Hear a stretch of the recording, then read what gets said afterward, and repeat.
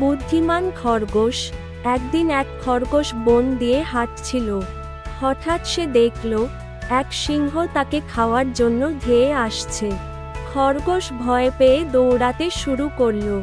খরগোশ ভাবল, সিংহের হাত থেকে বাঁচতে হলে কিছু একটা করতে হবে। হঠাৎ তার বুদ্ধি খেলে গেল। সে একটি গভীর কুয়ার কাছে গিয়ে থামল।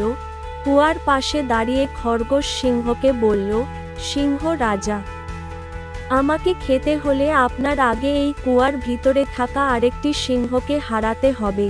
সিংহ কৌতূহলী হয়ে কুয়ার ভেতরে তাকালো।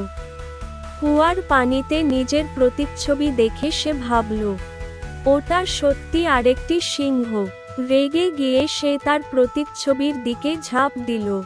ফলাফল, সিংহ সোজা গিয়ে পানিতে পড়ে গেল, আর খরগোশ বুদ্ধি করে পালিয়ে গেল। শিক্ষা: বুদ্ধি দিয়ে ভয়ঙ্কর পরিস্থিতি থেকেও মুক্তি পাওয়া সম্ভব। গল্পটি কেমন লাগলো কমেন্টে জানাবে।